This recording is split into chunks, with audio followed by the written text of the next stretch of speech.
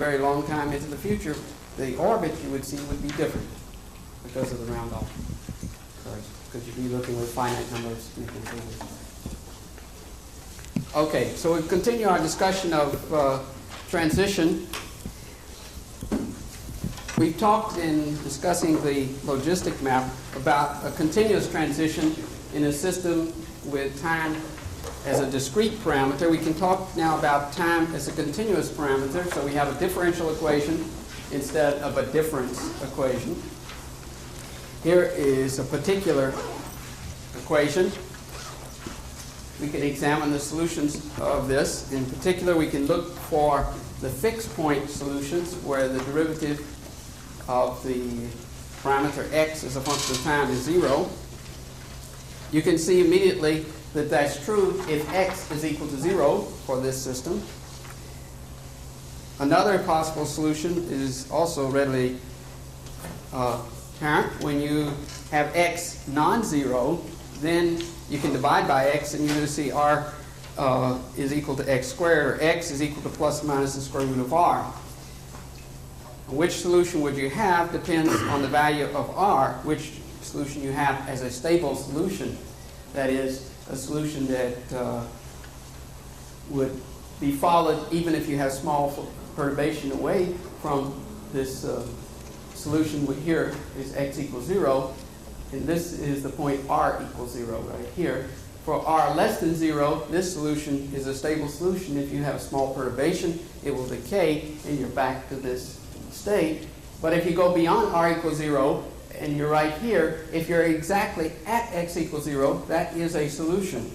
But it is not a stable solution in the sense that small perturbation away from that will grow, and you'll be carried over to this other solution, which becomes the stable solution.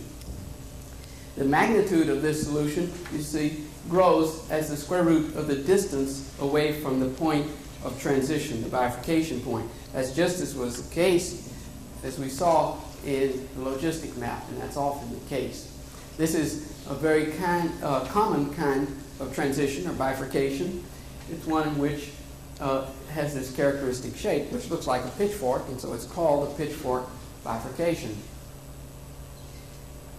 You can see that the transition is a continuous one. The value of x here is 0, and as you vary r in a continuous fashion, you change your value of the growth of the control parameter r by a small amount, then the solution changes by a small amount. If you start at any value of x over here beyond r greater than 0, any initial value of x times t equals 0 will evolve to this value, one of these two values here. You have two possible values, plus the square root of r and minus the square root of r. So that's a continuous transition, just the same type as we saw in the logistic map. And you can see now why we use the word bifurcation. Bi means two. We have two solutions here, a splitting of the solutions. So this, beyond the value of r equals 0, we have two solutions, one of which is stable with values plus or minus the square root of r, and the other is unstable with a value of x equals 0. Now, you know, a lot of transitions that we see in nature or in the laboratory are not continuous transitions. That is, if you vary some control parameter, the stirring rate or the solar flux in the striking the Earth, you might imagine having a discontinuous transition. Or you know that the stock market at times has catastrophic changes, or many other phenomena change as a function of control parameter in a discontinuous fashion. A similar kind of model can describe this kind of discontinuous transition. We have to add another term to the differential equation to see this kind of transition. Now, just as before, we have Rx, but now we have an additional fifth power term. And this is with a minus sign, so x doesn't go to infinity. And we'll consider the case where a is positive. Again, we want to look and see what the fixed point solutions are. And we see x is again a common factor of all the terms, so can be factored out, and x equals 0 then is a possible solution, and it is a solution. For any value of r, it is a solution. The question is whether it's a stable or unstable solution. If x is not 0, we can then look and divide by x, and we have this expression which has x to the 4th power. While x enters to the 4th power, it only enters to the 4th power, the 2nd power, and the 0 power. So we can use the quadratic formula to solve for the value of x. Let u equal x squared, then you would have u squared minus au squared minus r, which you could solve with a quadratic formula, and you would get then for u, which is x squared, the result that x squared is equal to this expression. You can work it out yourself. It's a very simple exercise to do so. So again, we have a simple closed form for our solution, a possible solution. We have two solutions. And now let's look at the behavior as a function of r. We have now, as we increase the value of r up towards 0, this is r equals 0, we have x is a solution, and it is a stable solution all the way up to 0, just as it was before. If there's a small fluctuation away from x equals 0, it will decay. Even right here, it will decay. But beyond this value of x, of r, where r is greater than minus a over 4, this other solution, then this is the square root of a positive number, and you have this as a solution as well, and it can be a stable solution for r greater than minus a over 4. So there is a range of r here where you can have either of two possible solutions. The solution one has depends on the initial value of x. If x is on this side of the dash curve up above here, you will settle to this solution. If x is in this region here, then you will settle asymptotically in time to the solution x equals 0. So you have simultaneously, depending on your initial conditions, two possible solutions. This is the kind of discontinuous transition that occurs in many systems. Yes? What happens at the border region? You mean right here at r equals 0? Oh, no, you said This is an unstable solution, just as this is. That if you sat right at that border, you would stay there. But any fluctuation, no matter how small, would take you to one side or the other. Okay. This kind of transition is sometimes called a snap-through transition or jump transition. So if you started with small r and you increased upward, you would stay on the solution, the first solution where x equals 0, until you reach this point. And then there would be an abrupt change in the value of x up to the larger value, or it could be to the lower value. It could go either way, depending upon what the fluctuation was here, whether it was positive or negative. So you go up to this upper branch. If you continue to increase r, you would stay on this second solution. But if you decrease r below 0, you would also stay there until you got back down to this point. So you have a loop here, which is called a hysteresis loop. Yes, sir? Is there any physical explanations for bifurcation?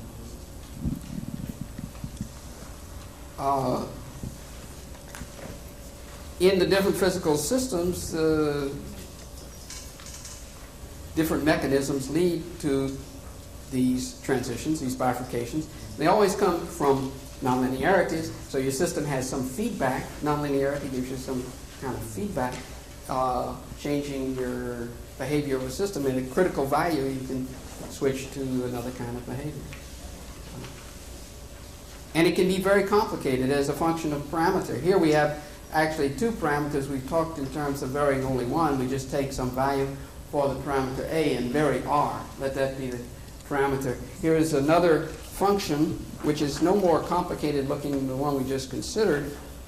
Well, it is more complicated, but not a whole lot more. We have, again, two parameters. Here's the parameter k. This is a damped oscillator. Here's parameter K, which is the strength of the damping, the friction, and this, you can think of it as mass on a spring if you like. So this is the amount of friction.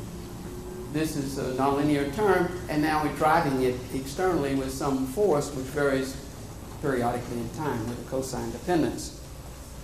We can look at the behavior of this system as we vary either parameter K or parameter B or both.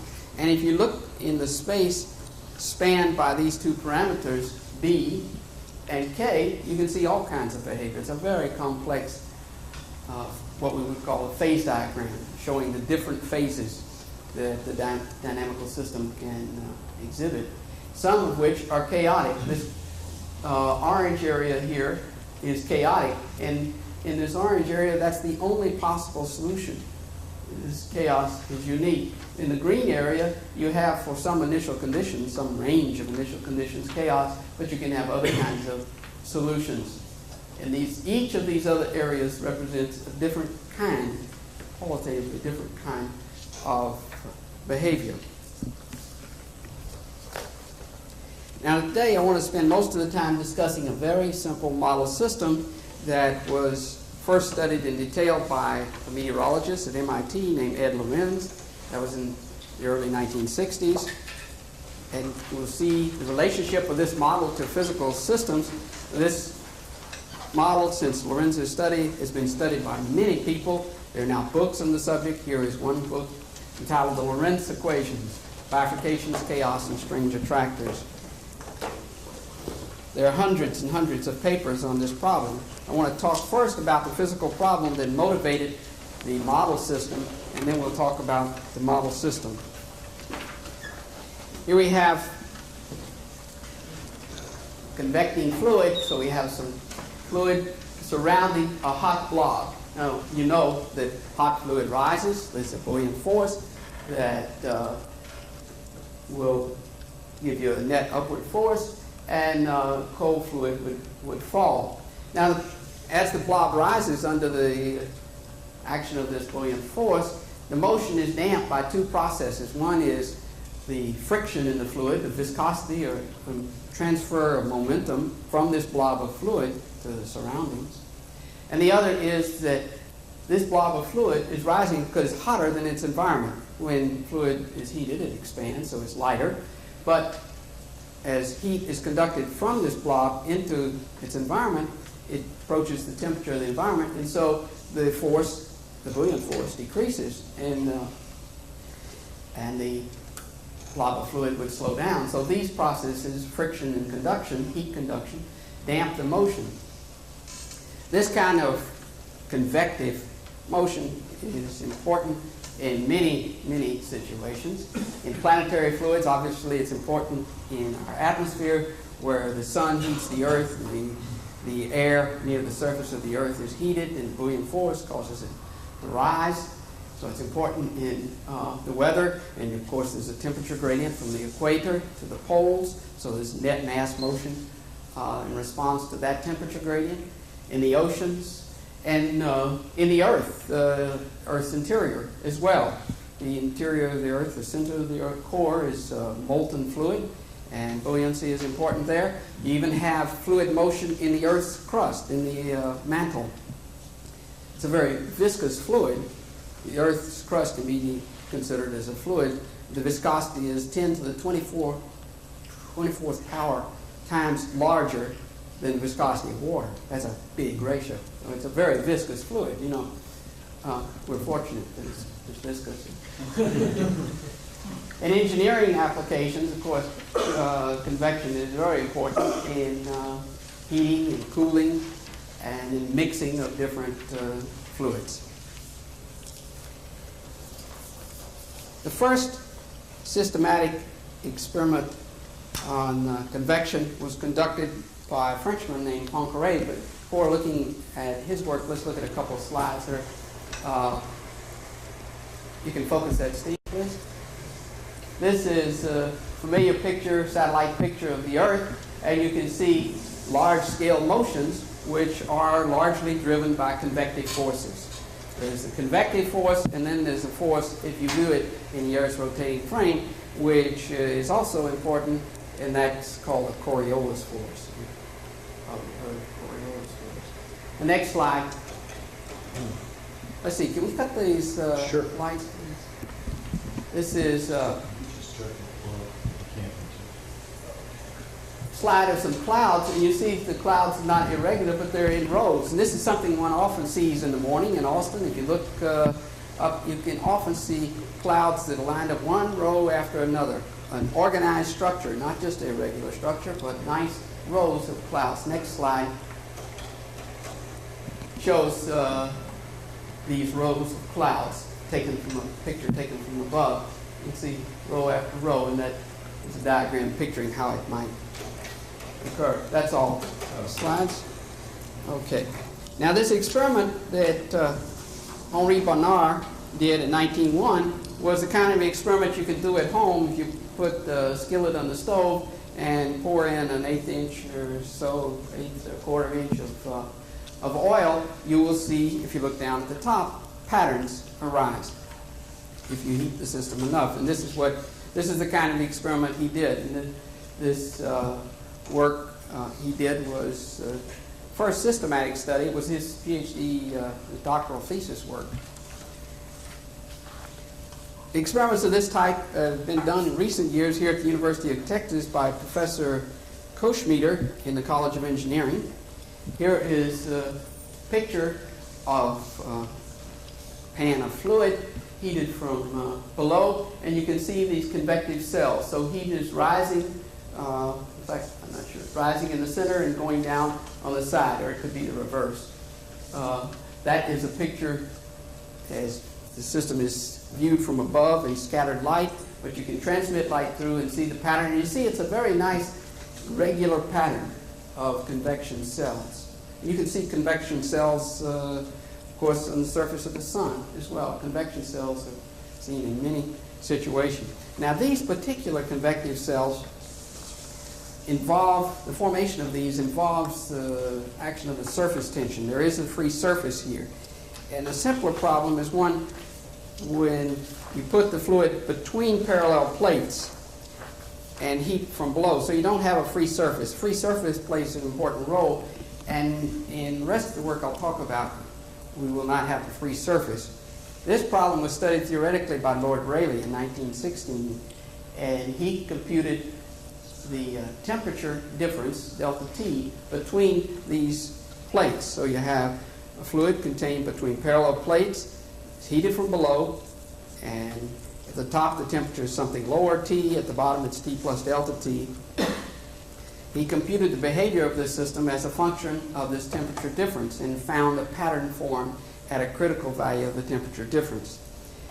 He characterized the results in terms of a number which is now called the Rayleigh number. It tells you how far away from thermodynamic equilibrium you are, how it's just directly proportional to delta T. There's some other terms here which really aren't important for our consideration, but they're just factors that involve the properties of the fluid, the thermal expansion coefficient. So if you heat up the fluid by some amount, delta T, the density changes by an amount proportional to delta T. The coefficient of proportionality is alpha.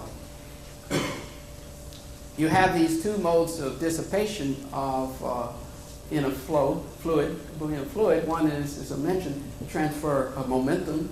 That is characterized, diffusion momentum, by this quantity called the kinematic viscosity, and the diffusion of heat by another parameter, which is a property of the fluid, called the thermal diffusivity. In studying convection, the ratio of these two, which is now a pure number since these have the same unit, is a parameter often used in characterizing the behavior. This problem of fluid contained between parallel plates heated from below is now universally called Rayleigh-Bonnard convection, even though Bonnard really studied a different problem, but this is to acknowledge his contribution to the subject of convection. Now this is an important problem. Aside from the applications of convection, it's important as an example of a system which one can study theoretically, numerically, experimentally, and see instabilities, see transitions from one dynamical regime to another, see the formation of spatial patterns and even chaotic patterns in both space and time. And ultimately, if the temperature difference between the plates is very large, you can see turbulent flow, where the fluid is irregular both in space and time. Now, this is not a simple system. If you have a continuum fluid, you have many particles of order 10 to the 23 and 10 to the 24 particles. It is a complex system, but one can see in this system simple behavior for small temperature differences, at least between the plates. This is a problem now being studied in many laboratories around the world, in the United States, in a number of laboratories in West and East Coast, all over the country, in France, Italy, Israel, Japan. There are many scientists studying this very well-defined system where you put the fluid in a box and you control the temperature of the plates as accurately as possible. In some experiments, the temperature of the plates is controlled to the order of a millionth of a degree or a few millionths of a degree. That's what was discussed right now. As you change the temperature, there are transitions. First of all, if the temperature difference is small, now express the temperature in terms of this dimensionless number. The Rayleigh number is proportional to the temperature difference. Below a critical value, you have no fluid motion. The heat is just conducted through the fluid, and the fluid doesn't move.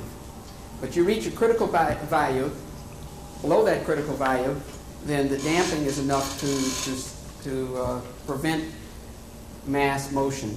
But above this critical value, you have the onset of convection rolls, the appearance of these rolls, which are two-dimensional. They're the same in the dimension perpendicular to the screen if you have a large system. And for larger values of this Rayleigh number, this control parameter, there are many different kinds of patterns, and people have observed them, particularly in the last 10 to 15 years, have observed different patterns, and they just give them names. If they observe a new pattern, they give it some name as a way of remembering it. They call knots and skewed varicose pattern and then cross rolls. Some of them are obvious, like cross rolls. There's one which is just this kind of roll with another kind of roll, with another set of rolls perpendicular to it. And in recent years, people have found, as I described the experiments of Liebscher, have found period doubling and other kinds of chaotic behavior, which we'll be talking about later in the semester, quasi-periodicity, frequency locking, things that are more exotic, devil staircases and Arnold atoms. Do all fluids go through all these stages on the way to chaos? Not necessarily, no. Even convecting fluid, depending on the parameters of the fluid, would not necessarily go through all of these. In general, would not.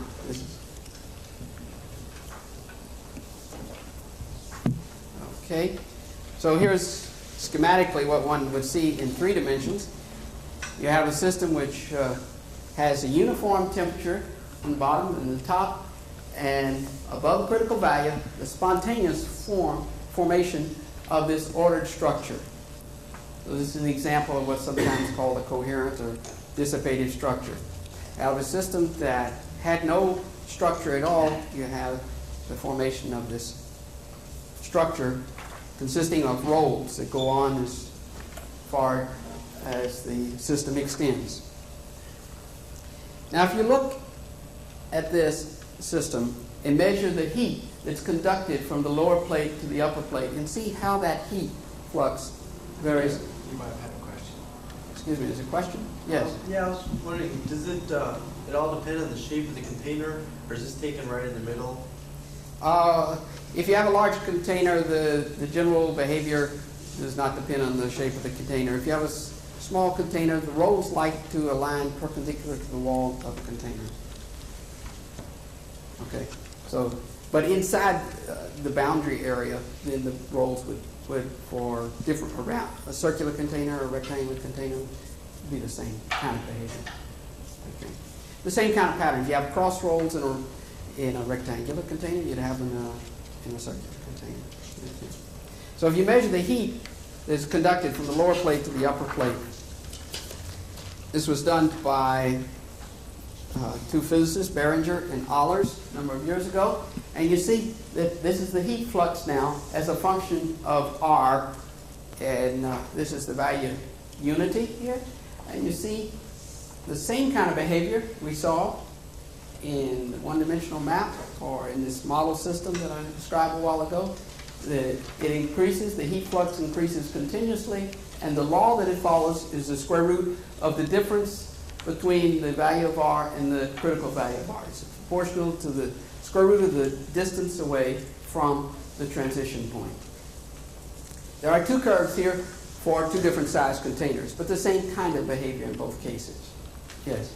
And so, I guess theoretically, even though you've never experimentally been able to show this, if you had exactly 1 as your parameter, it would remain along the bottom. In other words, there's still that unstable. There, yes, you still have theoretically. Experimentally, you never been able Yes. to say on that. Right. You theoretically, though, you do have this unstable state right here. That is correct. So again, we have a pitchfork bifurcation. The wide container here, in this case, was I think 57 times as wide as it was high, and the other points correspond to two different containers, which were a few times wide as it was high. Okay, much smaller container. Same kind of behavior. Now, if you increase the Rayleigh number further, you get a transition from this time-independent flow. So at this point, the fluid has some pattern, but the velocity of the fluid, or the heat flux, or any property, is independent of time. It's not changing in time. But if you increase the value of the Rayleigh number, you get to the point where waves will propagate. And so if you look at the fluid at any one point, the properties measured there will oscillate in time. So this is an oscillatory state. And for some larger values or different values of this number P, the Prandtl number, you get patterns which are called skewed varicose and knots that are sketched here. As you vary the parameters, you can see, depending upon the value of P and the value of R and other parameters, but these are primary ones. It also depends on the size of the rolls. This is the size of the rolls here. You can see as you increase the value of R for a system in which this parameter P is 1, you might see here conduction in this region. This is conduction across here. And then the time-independent two-dimensional rolls, and then the skewed varicose, and then the knots, and then oscillations. But if you change the value of R with P over here, you would see something different. So that answers the question, and that's generally going to be true, that you're not going to see just one. If you take any kind of system, even simple systems, even going back to that question of the very simple model system, the Duffing oscillator. If you take a different value of K here K is a parameter, and you go across now, varying B as a parameter, you would see some sequence here, and if you went across up here, you would see a different sequence, even in such a simple system as this. Okay. So, behavior can be pretty complicated even in a very simple system. That's, let's look at a couple slides that show some of these patterns. Steve? You want the slides? Slides, please. Wake up. Next slide. And this is the laboratory apparatus used by another experimentalist, Jerry Golub in Haverford. You can see that great pains were taken to shield the sample region, the cell here, from the environment. So this is a chamber which is evacuated here, and then the temperature of this is controlled with the lower plate and the upper plate is controlled with great accuracy. Next slide. This is the pattern as viewed from above when you have just the parallel rolls, time-independent rolls. So this may be the point, the black lines, where the heat is rising, and here where the lots of fluid are falling, where the cool fluid is going down. Here, this is a cross-roll pattern where you have rolls in this vertical direction as well as in this horizontal direction. Next slide. This shows that the patterns aren't always perfect. Here you have what's called a defect. This is common in such patterns. Next slide. This shows the pattern formed in a small container where the system wants to get the rolls perpendicular to the wall. That's what's happening here.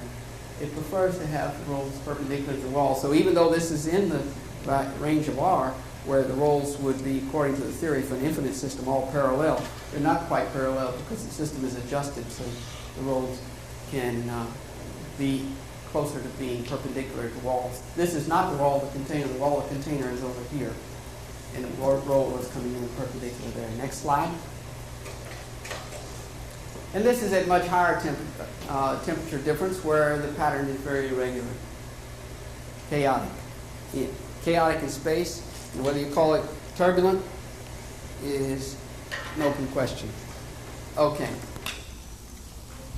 Now, for the remainder of the period, I want to discuss a very simple model that was studied by this meteorologist, Ed Lorenz.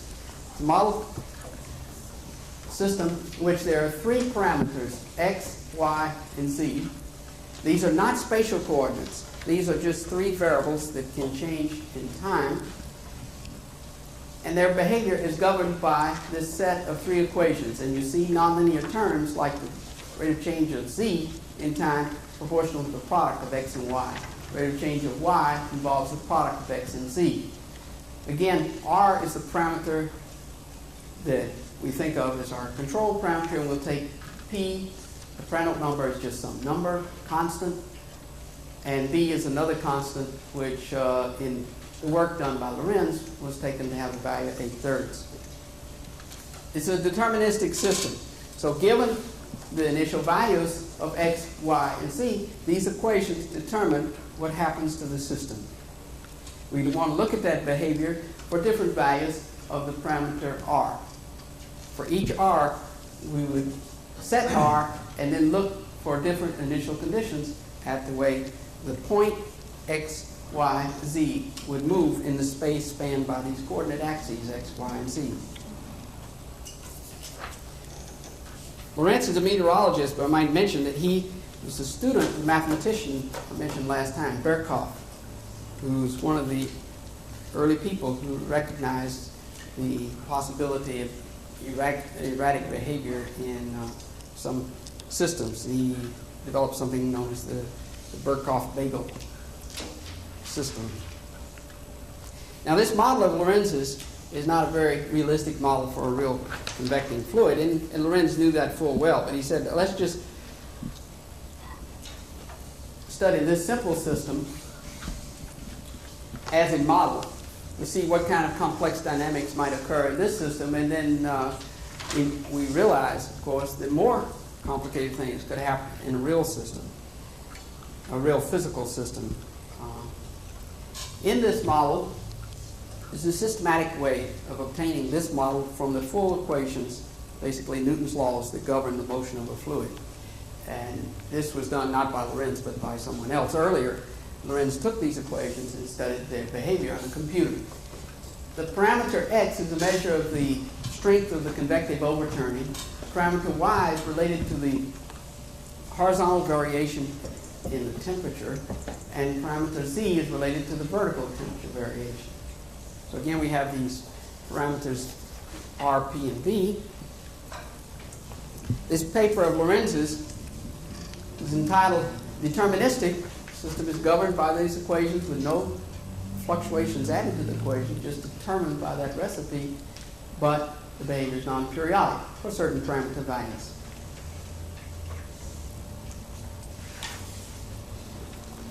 Now, we've seen that one kind of behavior we can have in systems is time-independent behavior. We saw it for the convective fluid when we have just pure conduction, that's time-independent, or even after the bifurcation to rolls, we have convection rolls, but they are independent of time. But with a system with two dimensions, then one of the kinds of behavior you can have then is this kind of time-independent asymptotic behavior. You can have some initial positions, but it will decay to this single point here. This is attracting point, fixed point. We could have a state which is a fixed point solution, as we saw in studying the simple models. You could have a solution which is not stable. Small perturbations away from it would grow. And that kind of point is called a repeller. If you're attracted into a fixed point, you could go straight in to the node in this way, or you could spiral in this way. Start out here and spiral in. And other points away from this attracting fixed point would be attracted in a similar fashion, and it would always spiral in. Another kind of possibility is that this point is stable in one direction but unstable in the other direction. So you could be attracted in if you come along this direction, but be repelled if you go out along this direction. And this is called, and we're going to see a movie of the Lorenz system, and they speak of the inset as the set of points that go into the fixed point, and the outset, the set of points that start at the fixed point, and then you get very tiny perturbations go out on here. Also, these are called the stable and unstable manifolds. That's just the jargon of the field. So let's look at this model system, the Lorenz model, at the fixed point solutions. That is, we take these equations and we set the derivatives equal to 0. We can see then that immediately, again, we have a solution which has all variables equal to 0, because every variable enters in every term. There's at least one of the variables. This is, in fact, the stable solution for r less than 1. That's the pure conductive state. Now, if x, y, and z are non-zero, you can look here at the first equation. If they're non-zero, then x must equal y by this equation. And if x is equal to y, we can substitute x into the second equation. So with x equal to y, we substitute here rx minus y, but y is equal to x now, so we substitute x minus xz equals 0. X is not 0 by hypothesis, so we can divide by x, and we have r minus z, 1 minus z is 0, or now we have a solution for z. It's r minus 1. Now we can plug in the value of z equal to r equal 1, and the value of y equal to x into this third equation up here, equation C, and we get the value of x. And now we have a second solution which has x and y are equal. They're equal to plus or minus square root of the distance away from the transition, and z is this.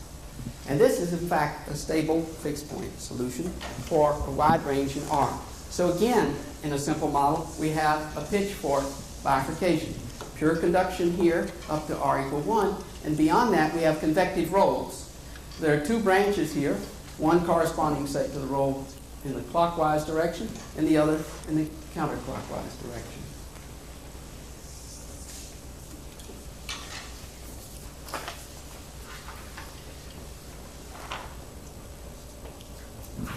So if we go beyond R equal 1, you see many plots like this in the movie. They're nice color plots. If you go beyond R equal 1, you start at a point just slightly away from the origin. Then the origin, where x is equal to y equals z equals 0, is unstable. So a small perturbation will grow, and the trajectory will follow this path and end up on one of these two stable fixed points. It will wind in to this fixed point in that direction, goes to the right here, it'll wind around and end up at this fixed point. So we have these 2 points given by these sets of values of x, y, and z, which are stable points.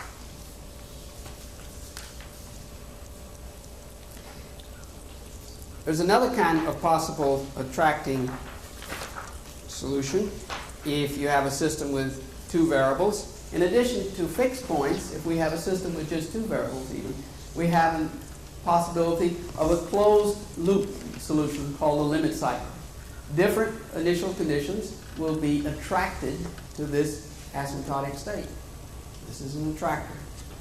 It'd be an oscillating population or oscillations in the convective fluid or in whatever the system might be. You can have periodic oscillations, which means that the trajectory has to return to its initial point.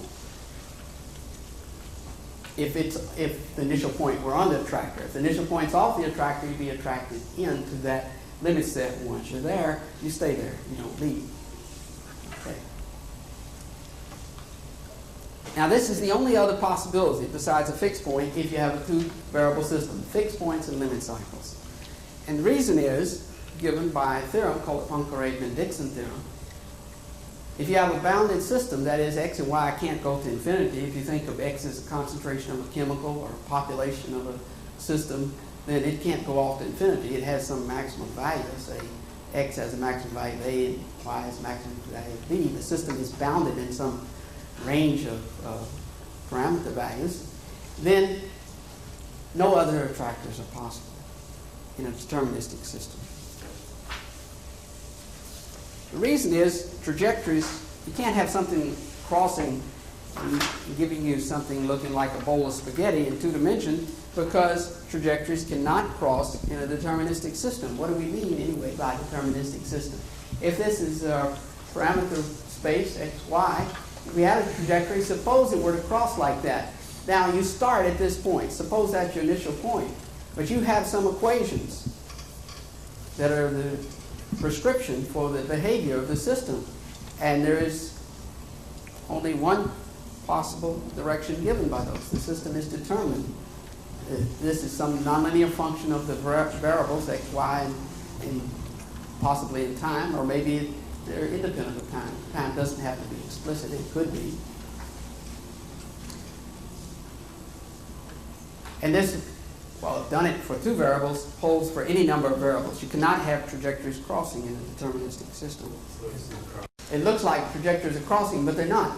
Here you have a point coming in from out here. It stops, doesn't go on. It never, in fact, reaches this point because as it comes closer and closer and closer, it goes slower and slower and slower. So it never reaches that point. And if you had, instead of a fixed point, a limit cycle, this is just one trajectory. This is not trajectory crossing. Here you have points that are recurrent on this loop that return to the initial position, but that is all part of one trajectory. But self-intersection would be impossible because at the point of intersection, you have to have 2 different trajectories. Yes, exactly. Okay. So Lorenz increased his parameter value and found, to his surprise, this behavior. Plotted now in the space of these 2 parameters, y and z. And you can see trajectory wanders, stays over here for a while, then it goes over here, stays over here for a few times, and then it may go back over to the other side. And there's no way, we found, no way to predict how many times it will go around one side before it goes over to the other side. This was a very surprising result, and I think I'll talk a little more about it next time, just briefly before we go on to discuss other things. But since I have Lorenz here on the tube to talk about it himself, I'll stop talking and let Lorenz tell the story. Okay.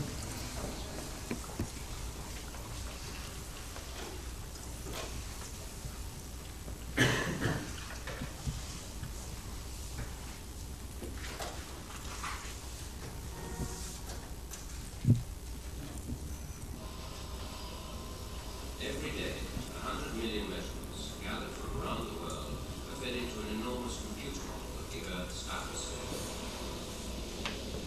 What we do is divide the atmosphere up into segments that are about 100 kilometers by 100 kilometers in the horizontal and about 1 kilometer in the vertical. And it takes about 1 million of these segments. This is not Lorenz. We'll get to The Lorenz. whole atmosphere. And every day we run the model to produce a weather forecast for 10 days into the future. Now on the present machine, which is essentially one of the most powerful computers in the world, this takes about 3 hours, just under 3 hours of computing time to produce a 10-day forecast.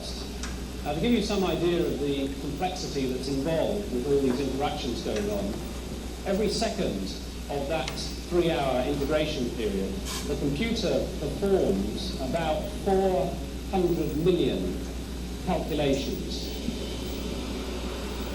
As recently as 20 years ago, this ability to compute 400 million calculations per second was simply inconceivable. Indeed, in 1959, meteorologist Edward Lorenz was more than satisfied with the 17 calculations per second that his brand new computer could perform. With it, he made the discovery that gave birth to a new science. The computer that we did our original work on, this LGP30, here with a console and the working portion here. This was a medium-speed computer in its day. We first got a hold of it in 1959. It sounds rather crude by modern standards because the computer took 10 whole seconds to print out just one line of data. We had condensed the numbers so it printed things out to 3 significant places, although they were carried in the computer to 6, but we didn't think we cared about the last places at all. So I simply typed in what the computer printed out one time and decided to have it printed out in more detail, that is, more frequently. And I let the thing run while I went out for coffee, and a couple of hours later, when it had simulated a couple of months of data, I came back and found it was doing something quite different from what it had done before. It became obvious that what happened was that I hadn't started with the same conditions. I started with round-off conditions, so that I started with the original conditions, plus extremely small errors. But in the course of a couple of simulated months, these errors had grown. They doubled about every 4 days. And in 2 months, they doubled 15 times, or a factor of 30,000 or so, and the two solutions were doing something entirely different. And I have some of the original output here from the computer. What I've done and did was to print symbols and then go over it in blue pencil, also illustrated, and this is one of the graphs that I obtained. If you look at a fair stretch of this, you see that there are certain typical things that this particular system of equations does. It has rather pointed minima, rather extended maxima with little waves in them, but it doesn't do exactly the same thing twice. It does one thing, and then it does something like it, but something that isn't quite the same. It's a bit different. The desktop weather from this second, slightly modified computer run appeared tantalizingly familiar. Lorenz studied the new data, looking for regions where the output appeared to match the first run.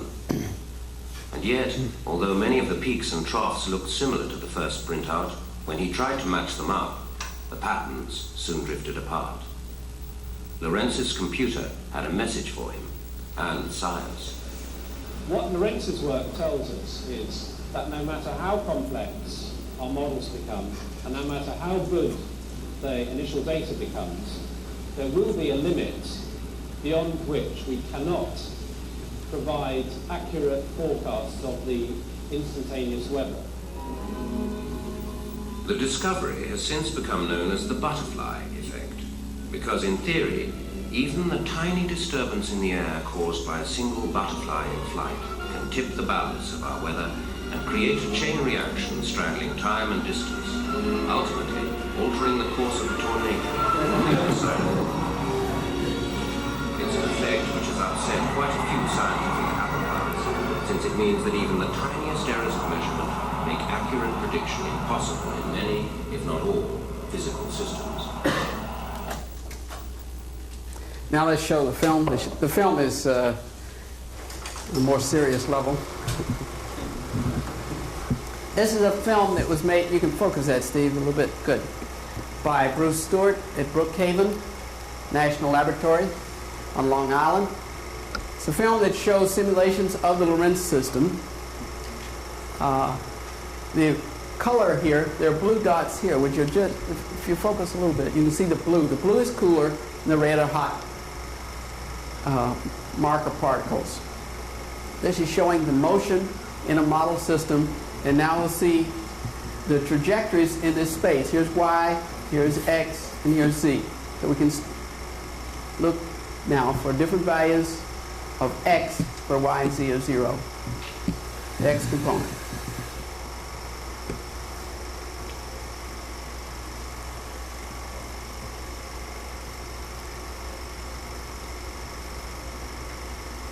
So this is in the conducting state where there is no motion.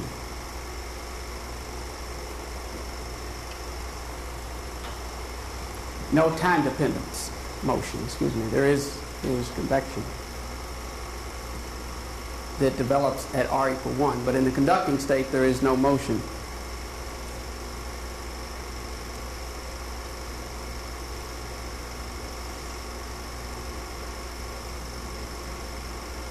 This is done with a computer larger than Lorenz's computer. I think it's interesting. They talk in that film about this computer which does 400 megaflops. And Lorenz with his 17 flop computer, 17 floating point instructions per second, realized the basic properties of this three-dimensional system, the Lorenz system.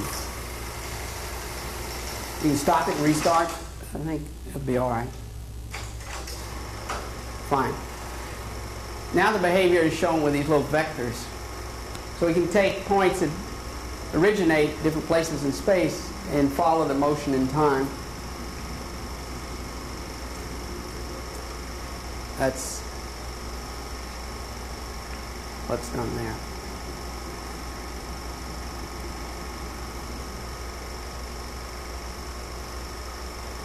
It's driven by heating, damped by viscosity and thermal diffusion. Now,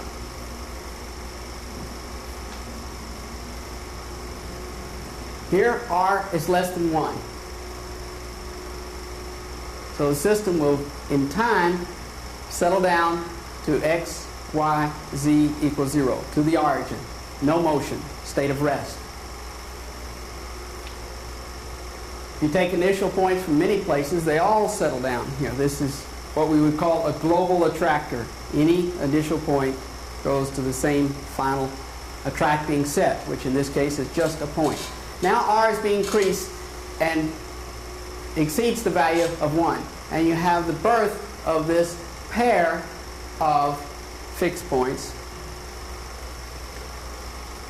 corresponding to convection either in a clockwise or counterclockwise direction.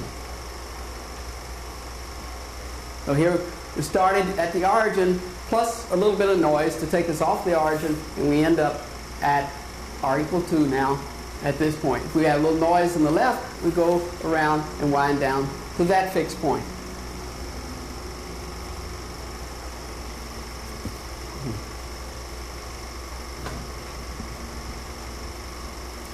So if we have points starting along this axis, you can see the trajectories.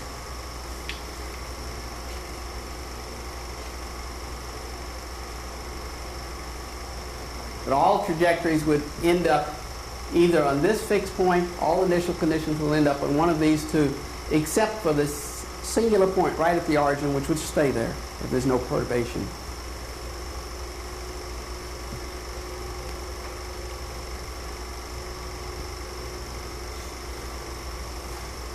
Now R is equal to 4.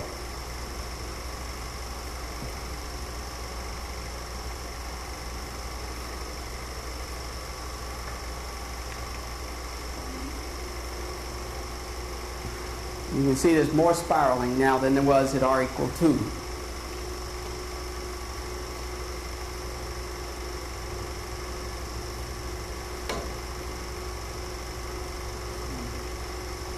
Now we're up to R equals 7. These fixed points remain stable up to R equals 24 and some fraction. But at an R equal 14, you begin to have transients that are the signature of chaos being nearby.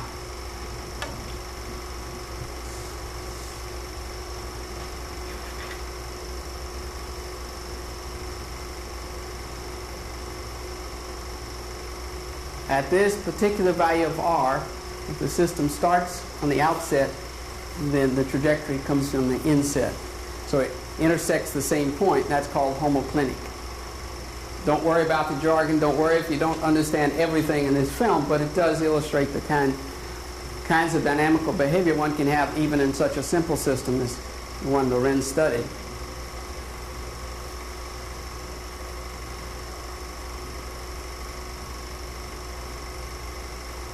Now at this value of r, you ultimately settle down on one of these fixed points, but you may go around one side and then the other side for a while before you approach the final fixed point. It goes around right and then over to the left.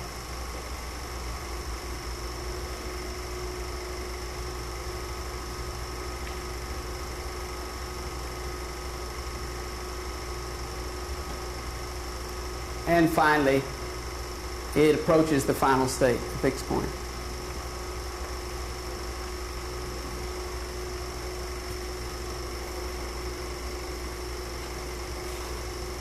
So r has been increased again now to the value of 18.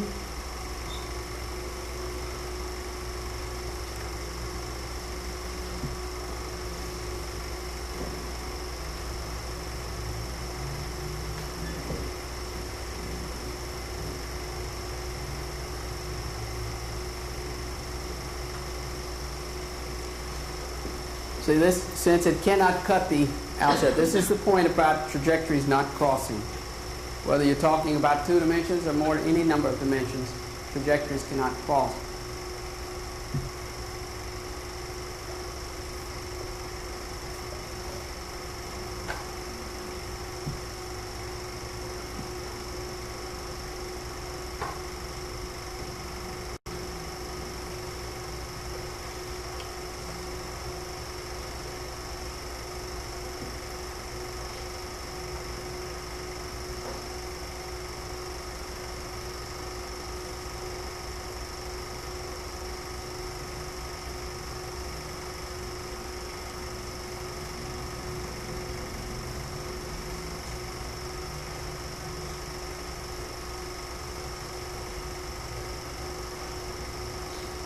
So as you increase r, you can see this complex structure developing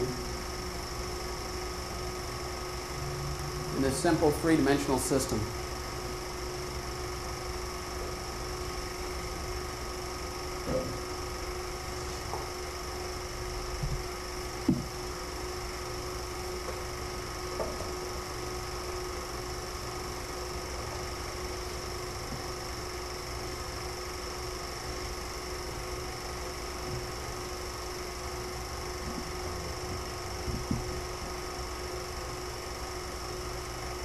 This is following the evolution of a set of points that was out at the edge. You can see they're all winding in. Some will end up here, and some will end up over there. They all wind in and end up with this value of r still on these fixed points. But as r increases, start it again. As r increases, it takes longer and longer for the points to end on the fixed point. Now, we've gone beyond a critical value, and trajectory, instead of winding down, winds out here. It's bigger and bigger and bigger until it crosses this axis, and then it will wind around over here. Okay? Only twice that time, and this time once, but it crosses back and forth in an apparently unpredictable sequence.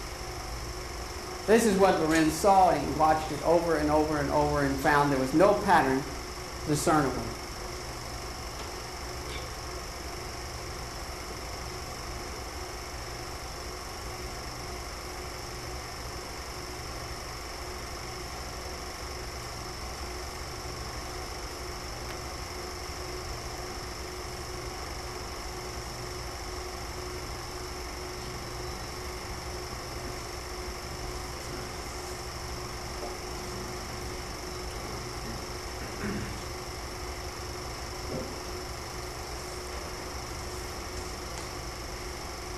This is the value of r which Lorenz studied. R equals 28. So this is the exact parameter set that he investigated on his 17-flop computer.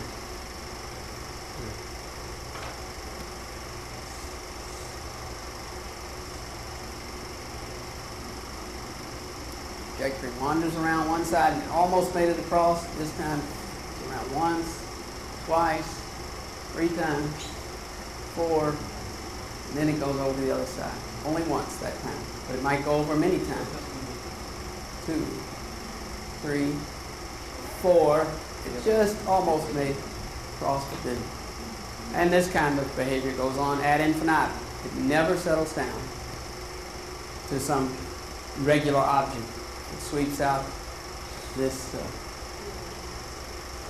irregular object, which you call the butterfly. Or If you run it again, will it create exactly the same unpredictable pattern? Or is it more? if you run it again with the same initial point in your computer, with the same round off and all, then it will repeat the same. Yeah.